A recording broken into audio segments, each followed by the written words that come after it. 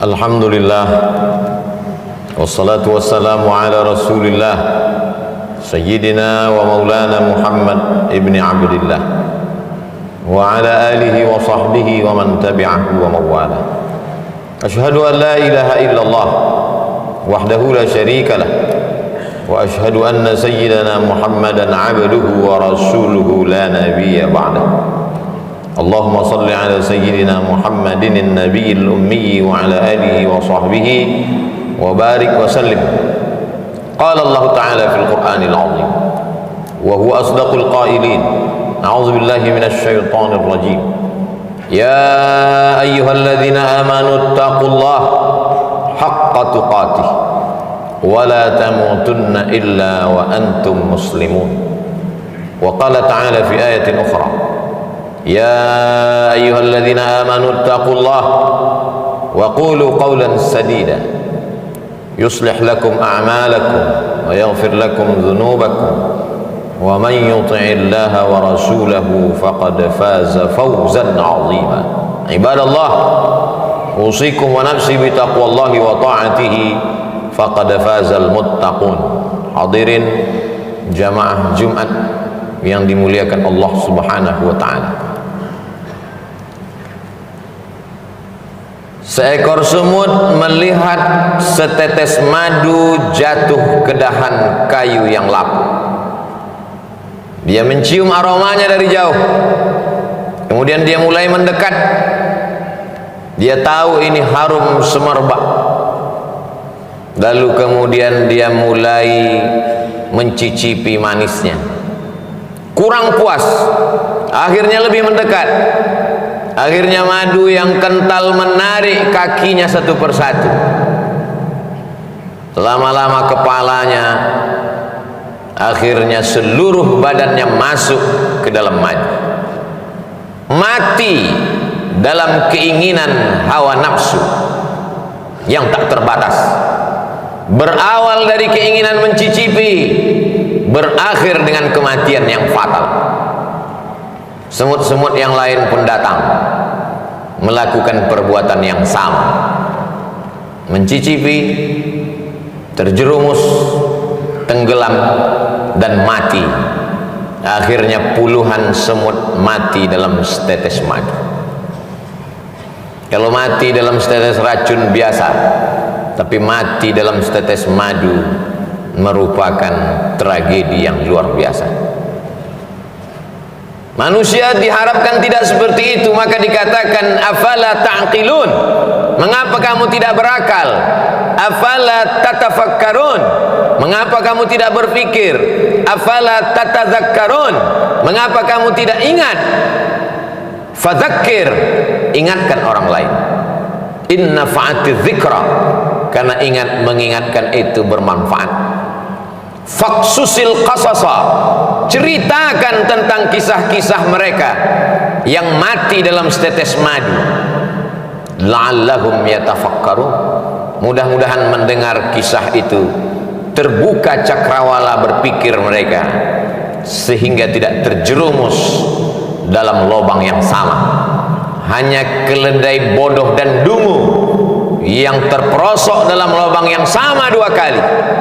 Tapi apa mau dikata, malang tak dapat ditolak, untung tak dapat diraih. Kehidupan manusia, sejarah berulang, musim berganti, isi dunia itu ke itu saja. Dulu, ribuan tahun yang silam, ada seorang yang gagah perkasa, 400 tahun berkuasa di atas dunia, dari timur dan barat di bawah tapak kakinya. Sampai-sampai dia berkata, "Ailahun ghairi?" Adakah Tuhan selain aku? Dia tidak menantang Tuhan, tapi dia berkata, adakah Tuhan selain aku? Allah menghinakan dia dengan cara yang paling hina. Tiba-tiba kepalanya sakit luar biasa karena seekor nyamuk masuk ke dalam lubang hidungnya.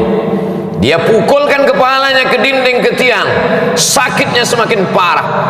Akhirnya dia ambil palu godam, dia pukul kepalanya, sakit itu tidak hilang.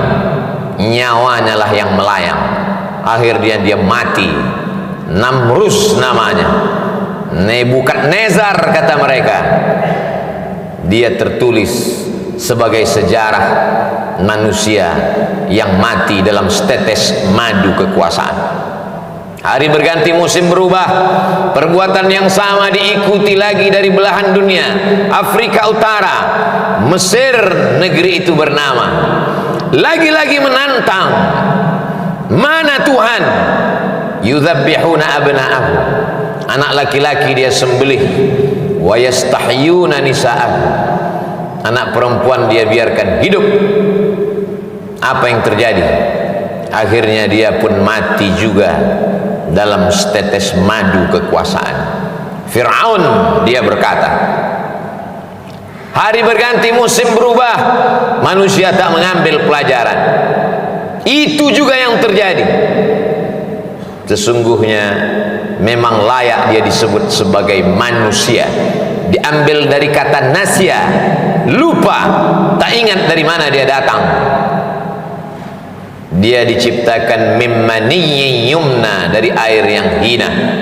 Setelah itu dia tegak merangkak, lemah, pandangan matanya sejengkal, kakinya bergetar, merangkak dia jatuh, tegak dia sempoyongan. Tapi begitu dia mulai bertenaga, dia angkuh dan sombong, padahal dia hanyalah setumpuk daging busuk yang akan menjadi santapan cacing tanah. Tapi angkuhnya luar biasa. Subhana man yusabbihu bihi ar-ra'du wa bihamdih. Ketika petir menggelegar, manusia berkata, maha suci Allah, yang planet-planet pun bertasbih mengagungkannya. Malaikat, wa nahnu nusabbihu bihamdika wa nuqaddisu lak. Untuk apa kau ciptakan manusia ya Allah? Kami akan mengagungkanmu, kami akan memuliakanmu, kami akan mensucikanmu. Allah menjawab, inni a'lamu ma la ta'lamu. Aku tahu, kamu tak tahu. Biarlah ini menjadi rahasiaku. Makhluk itu pun diciptakan, makhluk yang amat sombong, angkuh dan luar biasa, padahal dia hanya kecil, tak punya apa-apa. Dia tegak berdiri, padahal terdiri dari tulang belulang, daging, lemak, sumsum, kuku, bulu, otak. Jantungnya berdetak karena kudrat dan iradat Allah. Nafasnya berhembus karena pinjaman paru-paru dari Allah. Dia bisa tegak berdiri karena otaknya stabil. Sedikit saja demam panas, dia langsung terbaring kaku. Tapi memang manusia angkuh dan sombong. Akhirnya dia berjalan menantang Allah Subhanahu wa ta'ala. Kalau memang Tuhan itu ada, mana dia? Kenapa dia tidak sanggup untuk membinasakan aku? Inna rahmati sabaqat ghadabi. Sesungguhnya kasih sayangku lebih mendahului murkaku. Azizun, Allah maha perkasa. Ghafur, tapi dia juga maha pengampun. Dibiarkannya makhluk yang sombong itu berjalan di atas muka buminya, menghirup udara miliknya, menghembuskan napas dengan paru-paru ciptaannya. Lillahi ma fis samawati wa ma fil ardh. Apa yang ada di langit, apa yang ada di bumi, milik Allah, semua dia pinjamkan. Tapi manusia yang angkuh, yang sombong, yang merasa diri besar, takabur, tak pernah sadar akan itu semua. Sampai akhirnya malaikat maut datang mencabut nyawa, ditarik, disentapkan dalam satu tarikan, seperti tebasan pedang di tempat yang sama beratus kali, seperti kambing yang dikuliti hidup-hidup, seperti mata kail pancing ditarik dari kulit yang basah, dengan wajah yang bermacam ragam, ekspresi kesakitan dan penuh penderitaan. Lalu kemudian rohnya keluar dari jasad. Semua malaikat-malaikat mencium bau busuk. Mereka bertanya, siapa dia? Dia adalah fulan, anak fulan, anak fulan. Ibunya menyesal melahirkannya, ayahnya menyesal menjadi ayahnya, datuk nenek moyangnya disebut namanya. Apa mau dikata? Penyesalan tak lagi bermakna.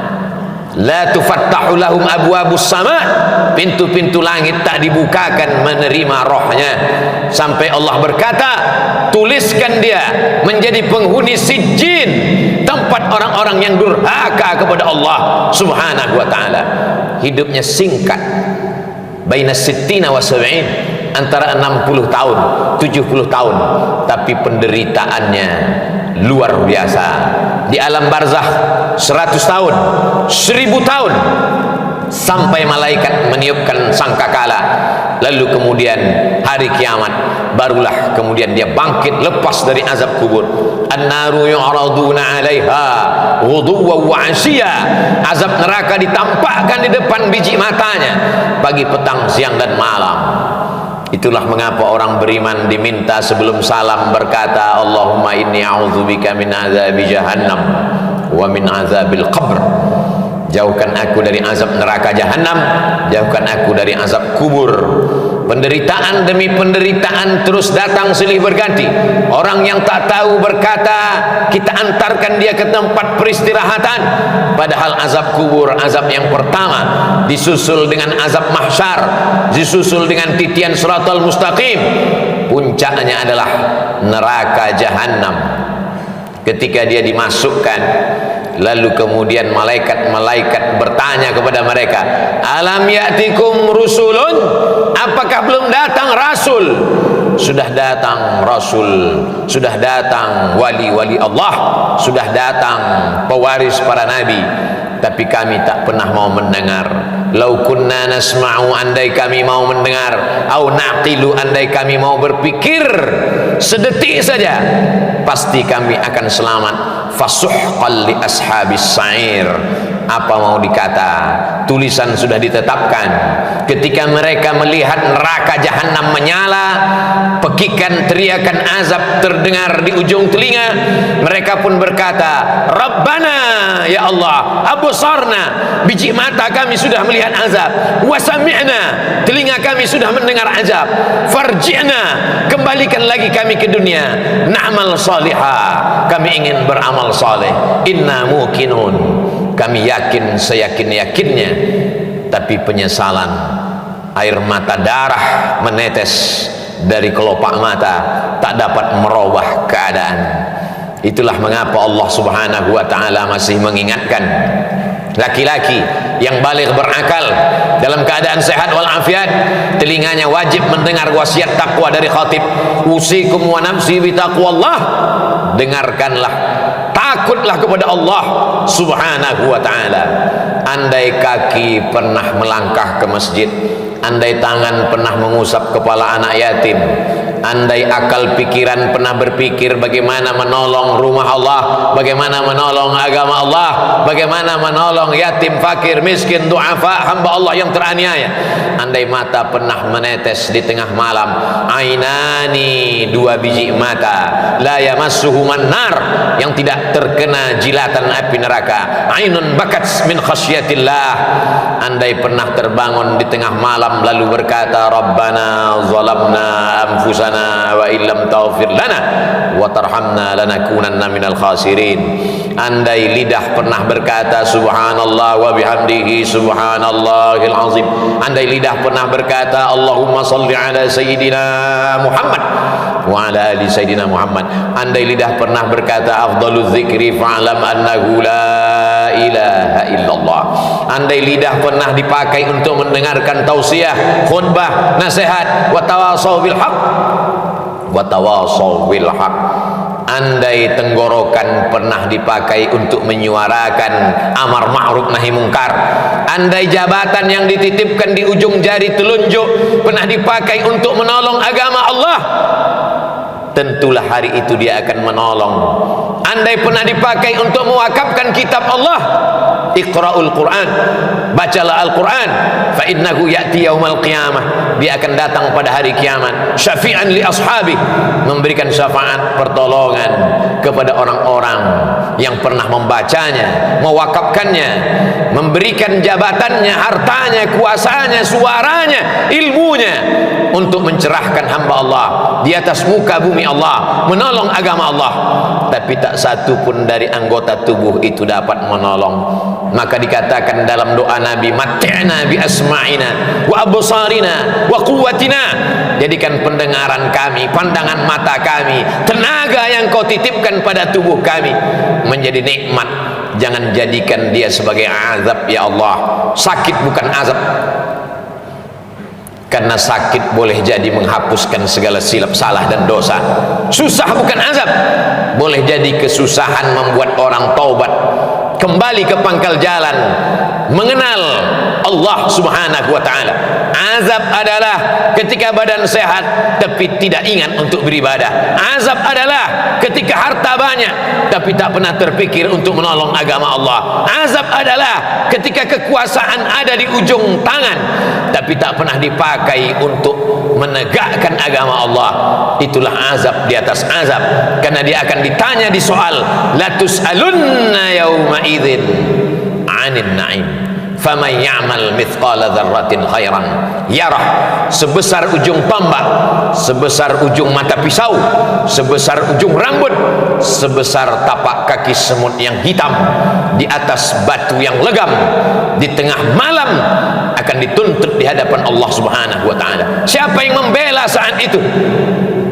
Yauma yafirrul mar'u min akhihi, saudara kandung pun akan lari, wa ummihi, ibu kandung, wa abi, ayah kandung, wa sahibatihi, istri lari dari suami, suami lari dari istri, wa bani, anak-anak dibesarkan, disekolahkan, dikandung 9 bulan 10 hari, disusukan 2 tahun, kaki jadi kepala, kepala menjadi kaki, untuk membesarkannya, untuk menyekolahkannya. Tapi ketika menghadap Allah mereka pun tak dapat menolong. Yang hanya bisa menolong adalah ayyukum ahsanu amala, hanya amal-amal soleh yang bisa menolong di hadapan Allah. Yauma, pada hari itu, la yanfa'u malun, harta tak berguna, wala banun, anak tak bermanfaat, illa man atallah, kecuali orang yang datang menghadap Allah biqalbin salim, dengan hati yang bersih, bersih dari hasad, bersih dari dendam kesumat, bersih dari sifat ujub, bersih dari angkuh, bersih dari merasa lebih hebat, lebih tinggi, lebih mulia, lebih berkuasa, lebih berharta. Semuanya dia tundukkan di hadapan Allah. La yadkhulul jannah, tak masuk surga. Man kana fi qalbihi, siapa yang dalam hatinya mithqala habbatin min khardalin min kibrin, ada angkuh walaupun sebesar ujung rambut, tetap akan diminta pertanggungjawaban di hadapan Allah subhanahu wa ta'ala. Jamaah Jumat yang dimuliakan Allah subhanahu wa ta'ala, hari berganti, musim berubah, waktu yang sudah ditentukan sampai dalam hitungan detik. Idza jaa ajaluhum, kalau ajal sudah sampai, la yastakhiruna sa'atan, tak dapat ditunda walau sesaat, wala yastaqdimun.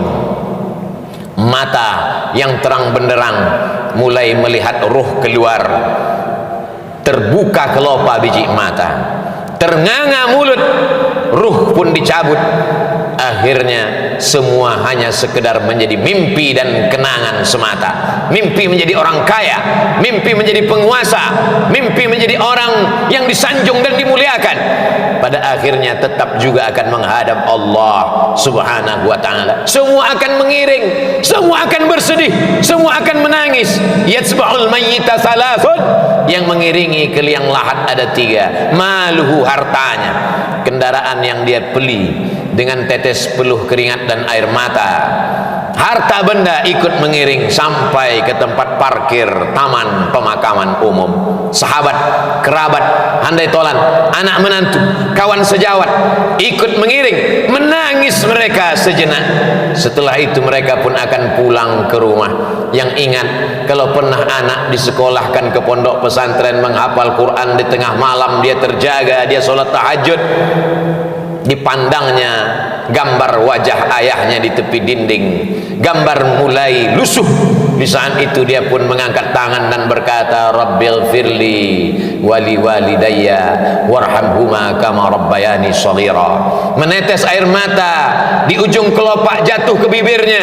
Sayup-sayup dia berkata, Allahumma ja'al qabrahu raudhatan min riyadil jinan, jadikanlah kubur ayahku salah satu dari taman-taman surgamu ya Allah. La taj'al taj'al qabrahu hufratan min hufarin niran. Jangan jadikan kubur ibuku salah satu dari lubang nerakamu ya Allah. Tapi apa mau dikata, dia tak pernah diajar agama, dia tak tahu bagaimana cara mendoakan orang tua, dia tak tahu bersedekah, dia tak tahu sholat malam. Yang dia tahu kalau sayang adalah hadiah, kalau sayang jalan-jalan, kalau sayang kendaraan, kalau sayang gadget. Kalau tidak ada hadiah tidak sayang. Sayang kita membinasakan mereka, sayang kita menjerumuskan mereka. Mestinya kita berkata, Rabbi habli minas salihin. Silakan hidup dengan cara apapun, isma syi'ta fa innaka mayyit. Tapi ingat, pada akhirnya kau akan mati. Kau akan digiring ke liang lahat, kau akan dibalut dengan kain kafan, kau akan ditinggalkan, hidungmu akan menempel dengan dinding liang kubur yang tidak bersemen apalagi berkeramik. Kau akan ditimbun, kuburmu akan diinjak, dipadatkan. Mereka semua akan pulang ke rumah yang kau bangun bagaikan istana, kendaraan yang mahal, keluarga. Mereka semua akan berebut harta warisan. Datang sendiri, kembali pun sendiri menghadap Allah Subhanahu wa taala. Barakallahu li wa lakum fil Qur'anil azim wa nafa'ani wa iyyakum bima fihi minal ayati wadh-dhikril hakim wa taqabbala minni wa minkum tilawatahu innahu huwal ghafurur rahim. Allahumma salli ala sayyidina Muhammad wa ala ali sayyidina Muhammad.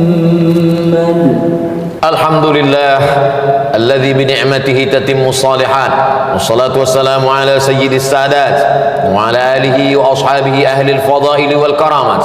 Asyhadu an la ilaha illallah wahdahu la syarika lah wa asyhadu anna sayyidina Muhammadan 'abduhu wa rasuluhu wa safiyyuhu min khalqihi wa khaliluhu. Adda al-amanah wa ballagha ar-risalah wa nasaha lil ummah wa tarakana 'ala al-mahajjati al-bayda lailuha kanahariha la yazighu anha illa halik.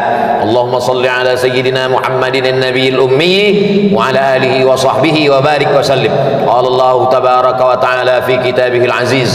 A'udzu billahi minasy syaithanir rajim.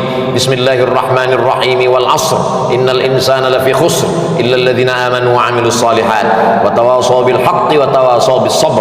Wa qala ta'ala fi ayatin ukhra innallaha wa malaikatahu yusalluna 'alan nabiy ya ayyuhalladzina amanu sallu 'alaihi wa sallimu taslima. Allahumma ighfir lil muslimina wal muslimat wal mu'minina wal mu'minat al ahya'i minhum wal amwat bi rahmatika ya arhamar rahimin. Allahumma a'izzal islam wal muslimin wa khudhil kafarata wal musyrikin wa dammir a'da'aka a'da'ad din. Allahumma ansur ikhwanana al mujahidin al mustad'afina fi Falastin wa fi Rohingya wa fi kulli makan min masyariqil ardi ila magharibiha. Allahumma dafa'an al-ghalaa wal wabaa wal fahsyaa wal ribaa wal zinaa wal munkar ma dhahara minha wa ma batan min baladina hadha Indonesia khassah wa min buldanil muslimina 'ammah. Ibadallah, usikum wa nafsi bi taqwallah wa ta'atihi faqad fazal muttaqun. Innallaha ya'muru bil 'adli wal ihsan wa ita'i dzil qurba wa yanha 'anil fahsya'i wal munkari wal baghi ya'idhukum la'allakum tadhakkarun. Fadhkurullahal 'azima yadhkurkum was'aluhu min fadlihi yu'tikum wa la dzikrullahi akbar wallahu ya'lamu ma tasna'un. Aqimis shalah.